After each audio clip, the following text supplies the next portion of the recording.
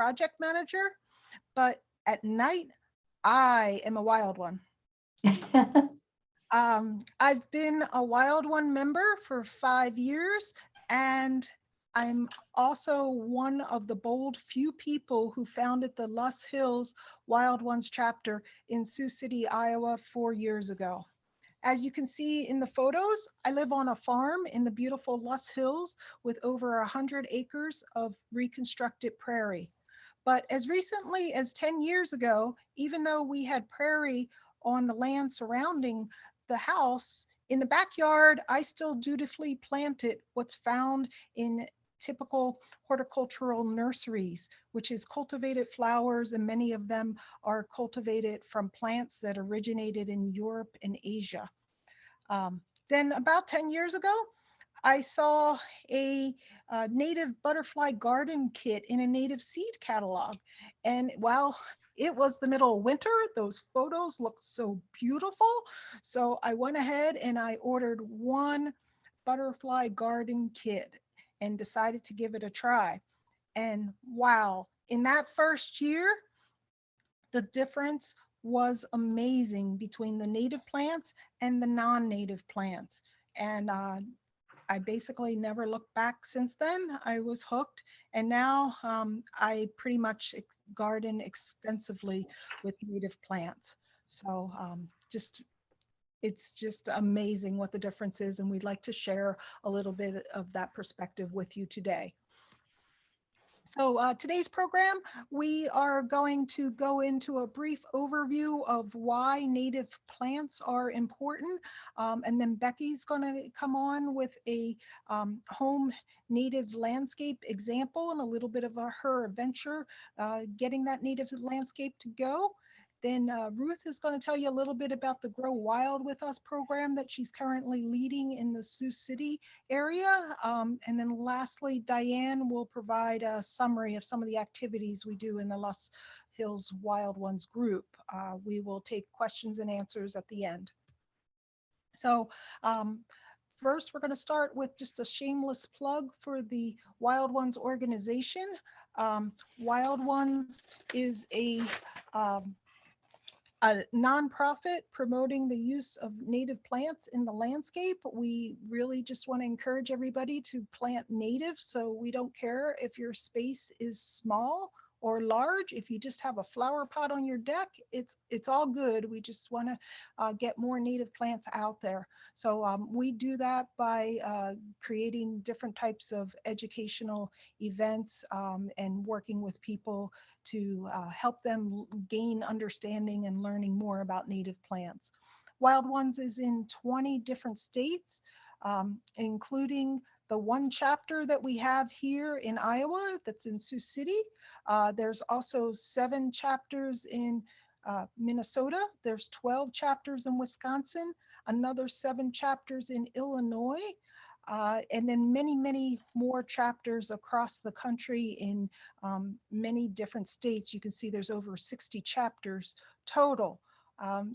One of the things about us being the only one in Iowa, although we're very happy to represent the state of Iowa, we'd be really excited if anybody is interested or knows somebody that would be interested in starting more chapters in Iowa, because we basically want to start to give Minnesota and Wisconsin a run for their money and start having more Wild Ones chapters in the state of Iowa. So across the country, there's over 4,900 members of Wild Ones. So first up, why plant natives? Natives, you may have heard, provide habitat for birds, pollinators, and other insects. And insects provide what can be called ecological services. Ecological services is kind of a funny phrase, but you can think of about it as like the bees and the pollinators who pollinate our crops. They pollinate our crops, and then we gain from that pollination because then we're able to eat from those crops that have been pollinated. So those pollinators are providing a service. Also, insects that are eating the native plants are then eaten by birds and mammals. and providing a service to the food web. So another different version of ecological services, but it's all intertwined, and it's all very important. Now, some people don't really like insects, and it's okay if you're part of that group, but just one more food for thought is the great biologist and conservationist E.O. Wilson. He has this fabulous quote: if we were to wipe out insects alone on this planet, the rest of life and humanity with it would mostly disappear from the land within a few months. So, wow, insects are that important. Without insects, humanity might disappear. Wow, amazing. So, why natives? There's quite a few benefits to native plants. You may have heard of some of these before. Native plants can be quite beautiful. After native plants are established, they require little or no watering. Native plants require no fertilizer or pesticides, so they reduce our maintenance requirements, and that's always a good thing because I think we all have better things that we can do with our time than to be providing maintenance to, say, something like a lawn.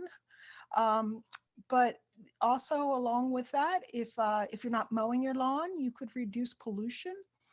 Native plants can reduce erosion. They provide food and shelter for wildlife. And if you put native plants in your yard, they can connect us with nature at home. So you don't have to drive 10 or 20 miles to get to a park. You can just walk out your back door and you can have nature out there waiting for you to enjoy all of the benefits of nature. So definitely a good deal.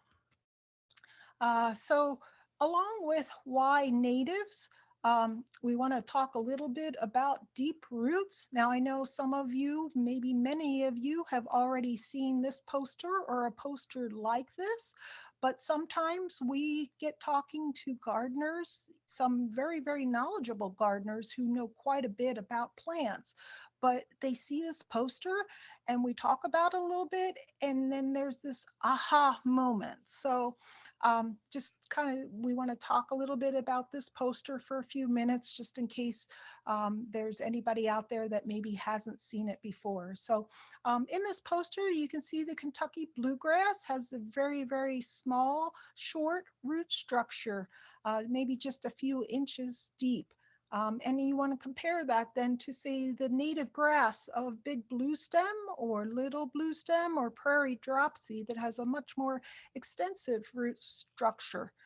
So the bluegrass, if you can imagine, at just a couple inches deep compared to the native grasses, which could be anywhere between 3 to 4 feet deep, or even some prairie plants can be as deep as 20 feet. So quite a stark difference between a few inches and 20 feet. And those deep roots are very important. It helps native plants survive drought for obvious reasons because they're so deep into the soil. They have lots of opportunity to gain moisture. Even when the top of the soil dries out, there's a lot of moisture below the soil that they can use to survive the drought. The deep roots help provide excellent erosion control, and the deep roots also are able to capture carbon from the air. And that's something I think that's been in the news quite a bit lately, about the amount of carbon that's in the atmosphere. So um, certainly a great service that they're providing. And while we're talking about the prairie plants and the deep roots, we definitely want to acknowledge the excellent work that's being done by the Tallgrass Prairie Center with their root posters to educate others on deep roots. We think that these pictures of the deep roots on the prairie plant compared to the humans and the children that are in the pictures, we just think that these pictures are worth 1,000 words. And we really appreciate the work that the Tallgrass Prairie Center does in educating people about the deep roots of the prairie plants. So lastly, just want to end the Why Native segment with a quote from Doug Ptolemy, who's the honorary director of Wild Ones. He's also the author of Nature's Best Hope, a new approach to conservation that starts in your yard. Doug says, as gardeners and stewards of our land, we have never been so empowered to help save biodiversity from extinction, and the need to do so has never been so great. All we need to do is plant native plants. It sounds so simple, and it's so good and so important. So thank you very much. And I will figure out how to stop screen sharing. And Becky, you can go ahead and start. Well, let's get it going here.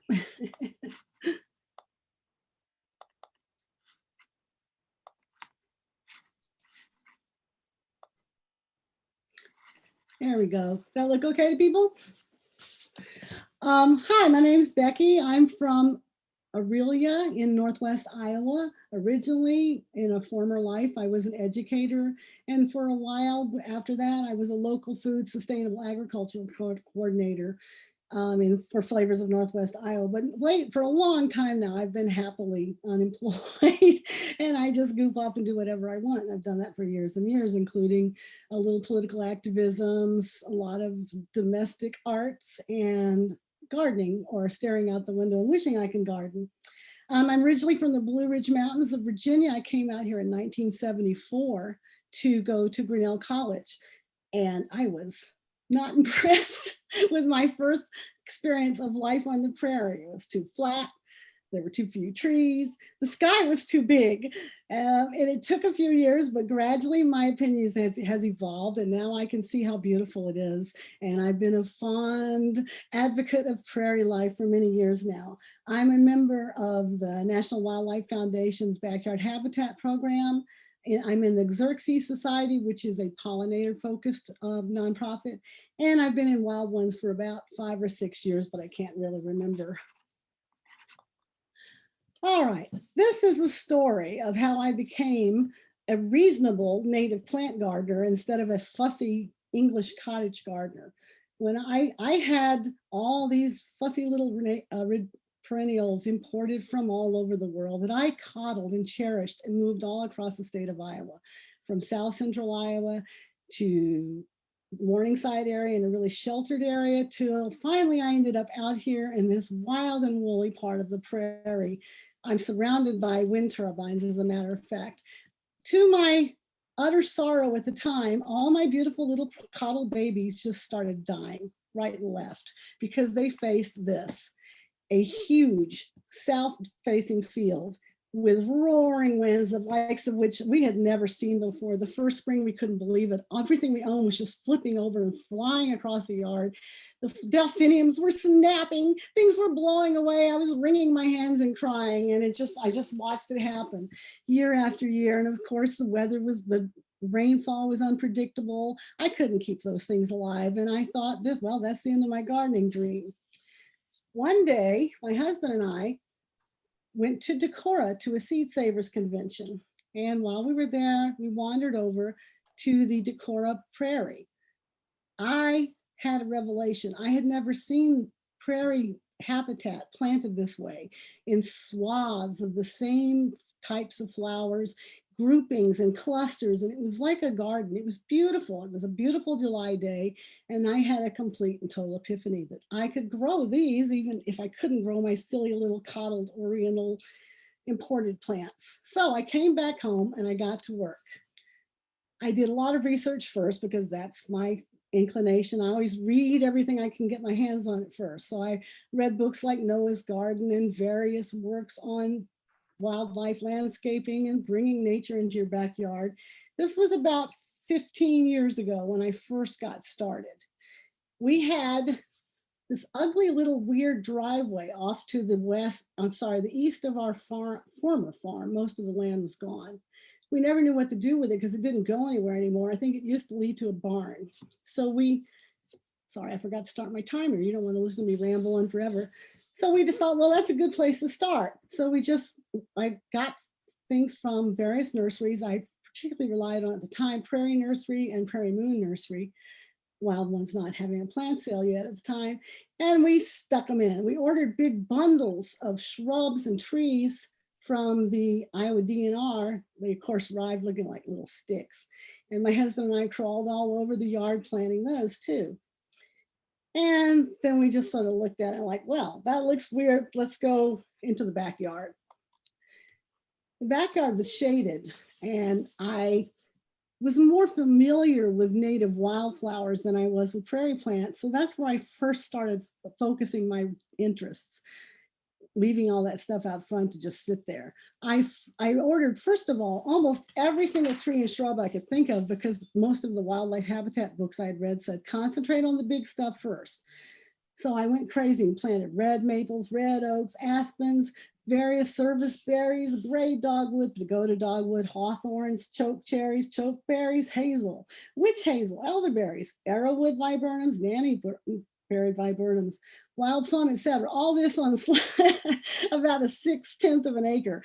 So it's got pretty crowded pretty fast, but the results were just beautiful. For example, in this slide is my pagoda dogwood, which is one of our pride and joys, in full bloom. Now, you couldn't ask for a better tree, and yet it's completely native. It's just gorgeous, so much more attractive than something like a horrible Bradford pear. And it has beautiful blueberries in the fall. The birds love it, and I just adore it. Then I started planting little spring ephemerals. Ferns are amazing plants, and they're very hardy out here. They just do their thing. And I was surprised to find that ostrich fern was a native, so I planted that. Maidenhair ferns, maybe I was kind of creeping on my Eastern Iowa roots, but it's doing fine here too, and there are various other ferns I added. Wildflowers took off. They just loved it here. The bluebells, which I also were more of an Eastern Iowa thing, but you'll just have to forgive me. We had trilliums, those marybells. The yard they were all self-seeding and spreading all over the yard delightfully. Bloodwort, wild ginger, various trilliums. And just a few short years, I had this paradise, to me, probably not to most people, of wildflowers. And right there in my very own backyard, I could step out and have my coffee and visit whenever I wanted. So I started blending them into my silly little ornamental beds. And sometimes they blended themselves. Those columbine, for example, just jumped into a formal bed, and you can see how beautiful they look intertwined with the tulips. That's polyminium on the left, just taking over most of the shade garden and looking gorgeous. This is a variety of Monarda. I did make some mistakes initially. I didn't realize I should stick with pure strains, and the catalogs were so pretty, so I fell for colors I probably shouldn't have bought. But nevertheless, it's still attractive to birds and wildlife. And look how nice it looks mixed in with the oriental lilies. So I went back out front. We started paying attention, and things were growing. This is one of my beds in the second year. And as you can see, it's really complete, started flumping up. Then things went wild. They just took off. It was wonderful. This was the end of the driveway. After just about 3 years, it just blew my mind. It was so pretty. And I hadn't done virtually anything. I don't think I fertilized beyond the first year when I realized that was unnecessary. I hauled the hose out there once or twice a year if we were having a really droughty year. And then I got all this. And none of it was dying. It was flourishing, unlike my silly beds that I tried to have. The colors too were just stunning. I couldn't have planned it better if I'd tried. And it taught me a little bit about letting go of control. I think Elisa was saying they just do what they want. The colors would throw themselves around, things would self-seed. It just got a mind of its own, and yet the beauty always seemed to be there. Sometimes some things disappear in one part of the yard and they pop up in another. It's just gorgeous. And the color combinations are things that I would have never planned myself. So it was sort of humbling to realize that Mother Nature could do a better job of that than I could also. Then the sheer beauty of the flowers really amazed me. Sometimes I'd get down on the ground and look up, which is a little hard getting back up off the ground when you're my age. But they were just stunning. Could you ask for a better flower than that butterfly weed over in the corner? Or how about the red royal catchfly? The spiderworts are gorgeous, and you couldn't get anything like this in the nursery that was any better. And when I did occasionally get things in the nursery that were hybrids or varieties of these, they usually died within a year or two. But my tried and true natives just come back year after year after year. It's just, I don't see why you would want anything better than that. But if some people say, oh, but I've got to have color combinations, I've got to blend, I've got to have things blend. Well, look here. Could you ask for a better color coordination? If you want violets and lilacs, there you go. You've got penstemons, you've got prairie petunias, asters, verbane, anything you want. After a while, things started happening like they were supposed to, and the wildlife started becoming more and more apparent. I was just tickled to death the day I found all those caterpillars on that butterfly milkweed. I think I counted 5 that day. They'd pretty much eaten it down by the end of the week, but that's what they were supposed to be doing. And then one day, one wonderful autumn day, I wandered out into the backyard and saw my well, actually it was my second, because I'd seen one on the grounds of the biopreserve at Grinnell College, my second butterfly tree. Migrating monarchs had clustered in my yard prior to takeoff for Mexico. And it was just unbelievable. They just were there for about, I'd say about 6-7 hours, and it was glorious the entire time. And we started getting better birding. My husband in particular is an avid birder, and we didn't even have to go anywhere. We could just sit on our back patio with coffee and see all kinds of creatures come into our yard. The day the scarlet tanager showed up, I practically fell in the pond. I was so excited running to get a camera. And one day we had a migrating summer bunting, I believe it's called. I forgot, I'm having a senior moment. The woodpeckers live in our trees year round now. We have flickers, hairy woodpeckers, downy woodpeckers, red-bellied woodpeckers. They're there all the time. Orioles come back reliably every spring. We have nesting pairs, sometimes more, several pairs of grosbeaks, indigo buntings, and occasionally, as you can see, we have predatory birds like that. I believe that was a Cooper's hawk. I'm not positive, that just spent the day thinking about dining on the rest of my birds one winter day. Now, one of the problems of living in a small town and trying to grow native habitat is that I was literally surrounded by Monsanto land. My neighbors on both sides who have vast acreages, one of them has about 6 or 7, vast for a town, and the other has 5 or 6, and they just do nothing but mow grass and spray things on it and spread things on it, which is extremely difficult when you're completely organic like we are, but they look so perfect and tidy, and here we are looking rather rumpled and messy part of the year. And I had planted, pushing my luck, planted in the city's ditch for a large portion of my plantings because that was where the sun was. Some people call that the hell strip, and at that point I think it really was just hellish. So I started planting in there. Well, I had to worry occasionally that people were going to get grumpy about this. And when they saw I'd left all the seed heads up and the grass stalks through the winter, so of course that really looked messy. So I thought, well, I'll get some signs and put them out. And I started posting signs. I had my backyard habitat sign already, and I put these others up a few years ago. And lo and behold, people stopped. They started looking at them. They would read the signs. Sometimes they were just letting their dogs go potty while they read the sign, but they still read the signs. And they really did their job one year. I think that was summer before last, late summer. My husband came running in and saying, oh no, the road crews are here and they're digging holes right down the side, right down the ditch, because they were laying fiber optic cable. And I was, well, that's it. All my stuff's going to get torn up. There's nothing I can do about it. And I prepared to just sob and maybe go get drunk, who knows. And they worked around my plants. I could not believe it. They stopped, they read the signs, they worked around to make sure all the little holes they dug, the very deep little holes, were in between the planting beds. And I went down to talk to one of the fellows and he said, yeah, we're not going to get your flowers, lady. And that was so gratifying because they had recognized how valuable they were. And it was a great day not to have my flowers destroyed. Another benefit I got from all this native habitat that I had crammed into my little yard were great fall colors. Another thing, oh, curbside appeal, you've got to have good fall color. Well, you can hardly do better with fall color than what natives provide. Red oaks are stunning. You get all these little interesting seed heads, and the grasses, many of them turn shades of russet and wonderful dusky browns.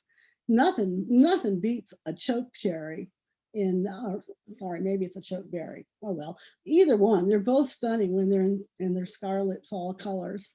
And smoke bushes turn a wonderful winey color. Everything just was beautiful. I just loved it. And I don't have to do anything about it. I just go out there and look at all these things that are busy taking care of themselves. It's just fantastic. And I no longer fear the wind. It's there, but it's not bothering me. And it doesn't bother my plants, and they don't need to get watered and fertilized and coddled.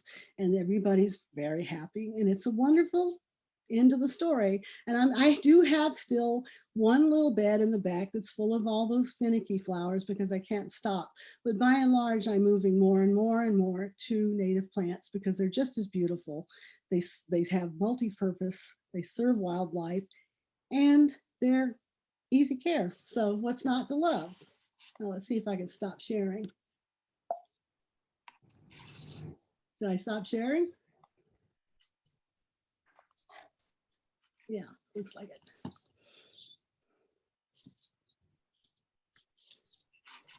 Okay, hello everyone. Can you hear me? Can you give me a thumbs up, Becky, if you can hear me? Yay, thank you. My name is Ruth Rose, and I am the newest member of the Loess Hills Wild Ones Board. I'm a volunteer for our local interpretation of Doug Tallamy's Homegrown National Park, and I love to have fun. Here you can see some of our winter seeding projects using fun techniques for social distancing with snow angel seeding and quilt seeding. I call myself the beginner wild one because I am just starting to learn all about growing native plants. I'm so happy to have connected with the Tallgrass Prairie Center because I have a lot to learn. I hope by being a beginner native gardener myself, I can make nature gardening with native plants less intimidating and more approachable. Many of you are familiar with Doug Tallamy's Homegrown National Park concept. Doug states that if we convert 50% of our personal spaces, such as lawns and dead zones, into native plantings, Homegrown National Park would be larger than the Everglades, Yellowstone, Yosemite, Grand Teton, Canyonlands, Mount Rainier, North Cascades, Badlands, Olympic, Sequoia, Grand Canyon, Denali, and Great Smoky National Parks. Combined, bigger than all these combined. This sparked my interest in starting a Siouxland Homegrown National Park project. So Grow Wild with a Sprouted Summer this year. This new local program encourages the connection of nature, neighbors, and neighborhoods. We would love to connect each person in their own style to their own outdoor environments. Grow Wild will promote viewing outdoor spaces with an eye toward creating spaces that support both people and the wild in a fun, positive, learn and laugh style. Grow No Harm would be the overall easy to understand concept. First of our 4 volunteer managed location is the property called the Flower House. We launched this pilot project July 29th, 2020. The goal of the pilot project is to be citizen scientists right here in urban Siouxland and see what works. The goal is to have this family fall in love with their yard and change this lawn environment to a beautiful cottage garden setting, hopefully something like Becky's eventually, using native plants at the 70% rate. The 5-year goal for this project would be to have the front of the flower house go from this to this. You can see in this internet example that there are plant markers, and we will want to add some signage along with some educational materials people can take with them. We'd also like to host on-site tours and classes throughout that 5-year time span. You can see there's a beautiful seating area here at the top of this slope on this example of our goal, which really defines this as a garden created on purpose to support people and the wild. The 30% will include the Grow No Harm concept by adding some non-native, non-invasive plants and foods. We installed an urban Birdie and Bug B&B last fall, and you can see 12-year-old Kale, who is actually now 13, adding yard debris to the Birdie and Bug bed and breakfast. For this project, we used 2 cinder blocks, non-treated boards, yard debris and branches, which you can continue to add as it appears in your yard. Some recycled aggressive red cedar branches for decorating and providing some additional shelter. But you could always use rocks, piles of sticks, whatever you can find that suits your style and gives you a neat and tidy appearance. You can visit this spot after a snowfall to see how many birdie tracks you can find. It's amazing the life these support over time as they deteriorate. Year 2 and beyond, they are simply astounding. These on-site, tidy yard recycling areas create bug and bird food and shelter naturally from your own yard cleanup. The nature goal is to keep all yard debris in your space for overwintering life. Whoops, sorry. We also set up recycled cedar logs from a prairie restoration in Crofton, Nebraska as an edging to keep all the leaves and lawn clippings neatly on site. You can see this is a success. This spring, a huge bumblebee emerged from the leaves and returned over and over again during the span of a couple of hours. Doug Tallamy and Sarah helped ID the bee and the behavior, which I posted in our weekly newsletter. And then Sarah from Xerces encouraged us all to become part of their citizen science bumblebee watch. Our next site is the Friends of Stone Park Pocket Prairie. It's a rectangle at the east entrance of Stone State Park, bordered by Memorial Drive on one side and Talbot Road split on the other 2 sides. Friends of Stone Park are looking forward to doing whole programs based solely on the site for prairie restoration and reconstruction education. It is highly visible, very safe, and small enough to easily maintain. Loess Hills Wild Ones gifted the native prairie plant sign. Also in Iowa, this yucca on site is found only in the Loess Hills. Our next example site are the Yanni Gardens at Guarantee Roofing. Madison and I found one plant while doing invasive removal and cleanup that Diane ID'd as a Virginia creeper on either side of this walkway, which gave us a key feature to reconstruct these gardens to support nature. Loess built a trellis indoors during a snowstorm for the creeper, and then you see the trellis actually installed outdoors. The last photo is our vision and dream for the trellis for 1 year from now, with 70% native and support plants for birds, people, and pollinators installed. On to the next site, the wild mess in progress. This is a reclaimed lawn area in the center of a circular drive on my property, and you can see us doing a sheet mulching mess process in preparation for some test gardens, which we will be planting this May. Ideas for classes and test gardens so far are a fragrance garden, a tall native plant garden, a low growing garden, a butterfly and bee starter garden, a class on building small water features, a class on make and take your own concrete leaves, and also suggested were classes on seed harvesting, storing, propagation, and hosting a seed library. And any ideas you would like to share for additional tiny test gardens or classes are absolutely welcome. We're also collecting books for an on-site or pick-up and delivery lending library. We're also walking the talk on our own property, doing several areas of prairie restoration on Talbot Road, which we call the Once and Future Prairie. We are removing aggressive red cedar, invasives like buckthorn and bush honeysuckle, repurposing all the cut invasives as a habitat heap, or repurposing these as wreaths and decorations.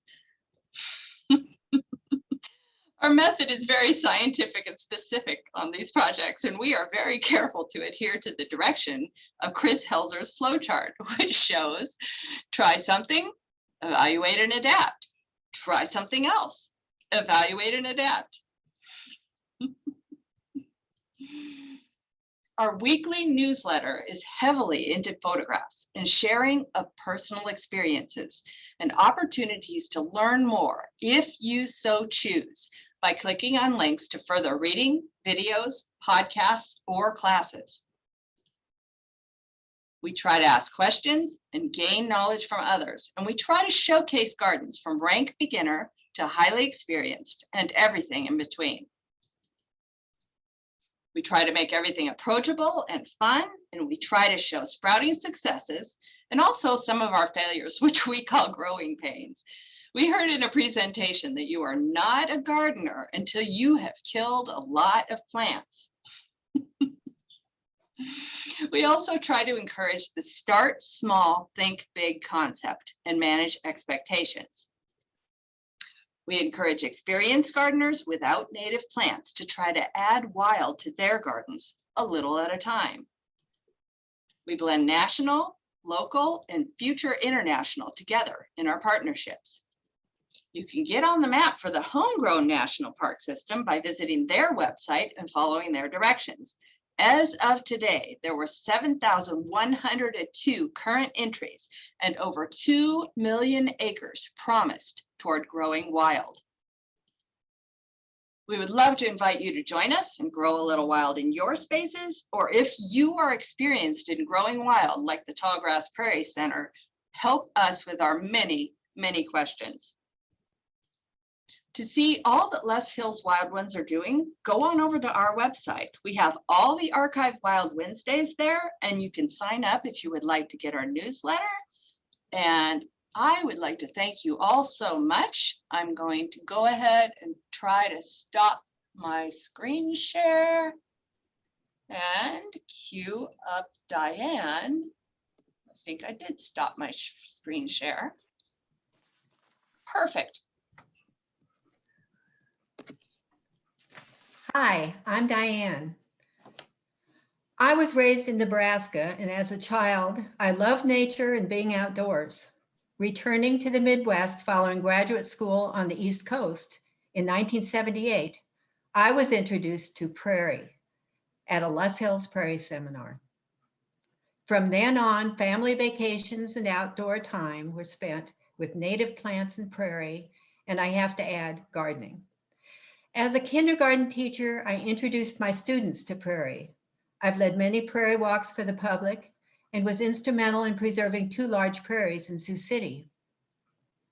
I went on to coordinate the Loess Hills Prairie Seminar for over a decade and have served on many boards that promote native plants, especially the Iowa Native Plant Society and Iowa Prairie Network. For 20 years now, I have lived on a prairie, have no lawn, and am surrounded by prairie and garden wildflowers. I joined Wild Ones 20 years ago and was thrilled to help establish a chapter in Northwest Iowa. I've been retired for over 15 years. In 2014, this photo of my front landscape was featured by the Wild Ones as the December photo in their calendar. Recently, I was asked to create a short ad or commercial for our Wild Ones chapter. It was recorded with audio, both talk and music, but on Zoom, it seems safer to just read the text. So this is my 1-minute summary of what the others have really been saying today.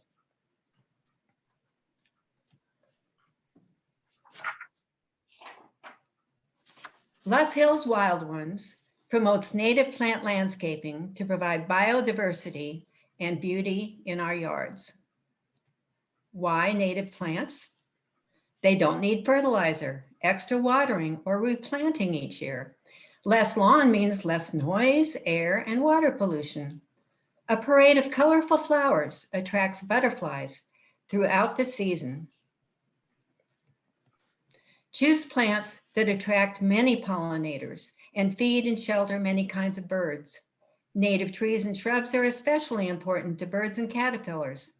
Native plants provide overwintering habitat for pollinators.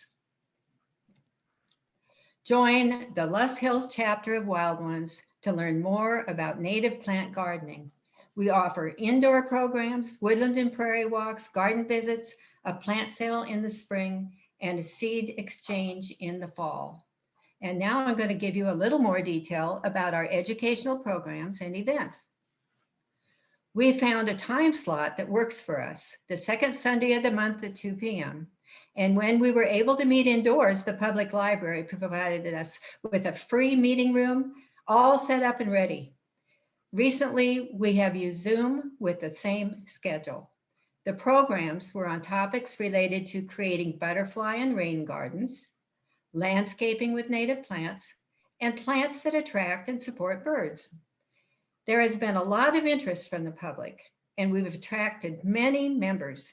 We've had a few overflow crowds. Annually, we hold a native plant sale offering wildflowers and a few grasses and sedges. This year, we added a few trees and shrubs.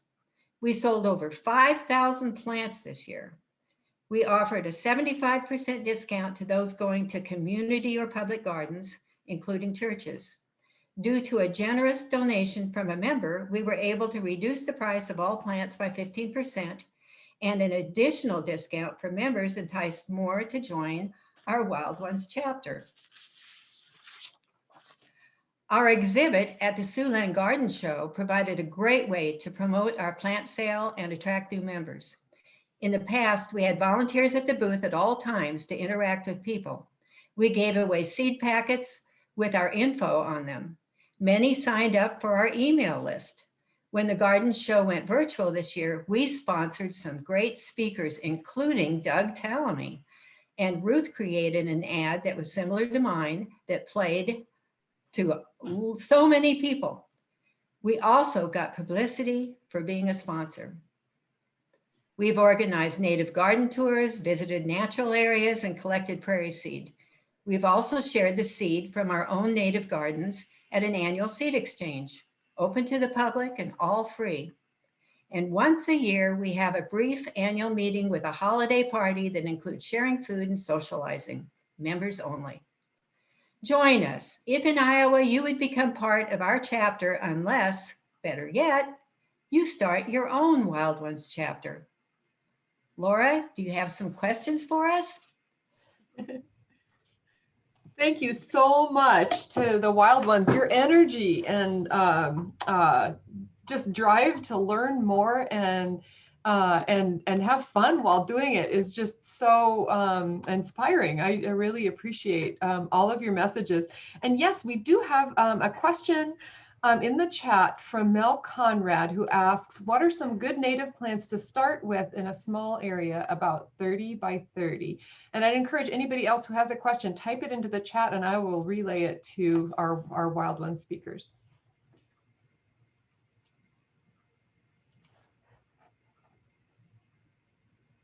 So anybody who wants to take that There are just so many. Maybe do a search and go to Prairie Moon's site and stuff like that, and you can just see so many things, and you can see what you think you would like, and then you need to strategize, plant the taller ones in certain places and shorter ones and all of that. So, I mean, there's just so much. I guess I would add, ask yourself, do you want height? Do you want low? Do you want self-seeders? Because they will start taking over happily. So in my case, and color schemes, you can even ask yourself that. Also dry conditions, extremely dry conditions, deer-proof plants. Do you want to attract a certain kind of bird or small mammal? It's hard to answer a question unless, I guess I would just say, the best thing to do is go see what looks best to you first, because you've got to love what you're planting.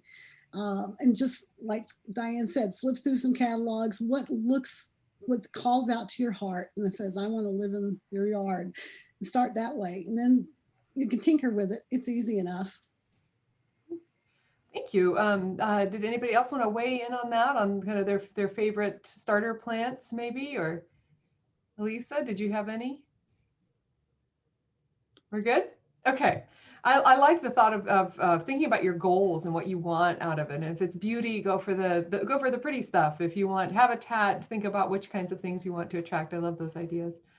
Laura Jackson asked the question, and this is very relevant to all of us, especially those of us who really related to that comment about getting down low to and then making sure that you know how you can get back up again.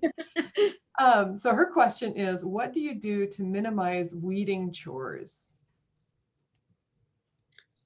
I'll start by saying, be patient. in a couple of years, you won't have to weed anything.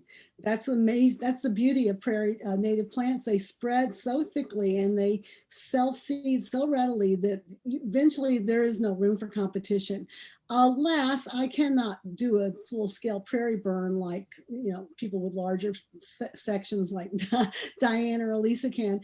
But even the only weeding I've ever had to do in my prairie sections, my baby prairie sections, is actually turf grass, because the lawn wants to creep in there. So I go out early spring. I make sure after a really good rain, which we don't seem to be getting any of this year, I go out and I just start yanking up turf grass. But other than that, I have far, far more weeding chores in my fussy beds than I do in my native beds. Thanks, Becky. Anybody else weigh in on that? Maybe I'll just follow up a little. I have a lot of native plants in my yard, but I live in town where there's a lot of shade. And so I'm kind of on the edge of they're not that happy. They're north side of the house, there's shade. And so I do a lot of weeding of things that are coming into the prairie, and also cup plant, which seeds too much and then shades everything out. So weed trees, a lot of maple seedlings, anywhere you're near trees, they want in. And I wonder if the Loess Hills region is just a little bit easier of an environment and less, more hostile to some of these weeds than we get in Eastern Iowa. It's hostile to everything else. Yeah, right. Looks like Elisa, do you have your hand up? Did you want to go ahead and speak? So basically, I was having a little problem unmuting and starting video. So that's why I raised my hand, but I kind of chime in there with what Laura was saying as far as, it's kind of funny because it is difficult to grow plants sometimes out in the prairie in the Loess Hills because, we have a lot of drier conditions and stuff. And so I think it's kind of funny where you said maybe we don't get as much weed pressure. That may be the case. I do agree with Becky. I occasionally have to take grass and brome out of my gardens. That's my biggest concern. I don't have a whole lot of other invasive weeds though that I have to work with. So, and I think once the prairie plants start to, the native plants start to spread a little bit, I think those plants, kind of take care of themselves because now there's not as much room for weeds to grow. Yeah, I can say that's definitely a part of my experience as well. Although I am always kind of tinkering and moving things around and adjusting the competitive relationships, I guess. I've removed some of the security restrictions. So if there are other people who would like to speak or turn on their videos and participate in discussion, those are things that are available to you now. And I'll continue. Some people do plant their plants closer together and, in bunches, and that helps to reduce weeds too, the problem. Do you ever use mulch around your plants when you're just getting them established? No. I did because I had to make them look nice for the city. But I use pea gravel, which works beautifully. The seeds still come up through it, and it seems to suppress some of the other stuff. Plus, it gives it a more finished look because I'm right there on the street. And I've used mulch too to try to keep weeds down. I can use a grass mulch, or in one area where I have a lot of brome, I've used some wood chips and stuff just because, a little bit of wood chips does help try to keep down the weeds. There aren't any other questions in the chat right now, so I do have one for you. I'm kind of restricted now in how often I can burn the patch of native plants or a prairie that I have in my yard. And so I had been raking leaves out of it because the leaves accumulate. Do you think that's really necessary, or can I leave the leaves?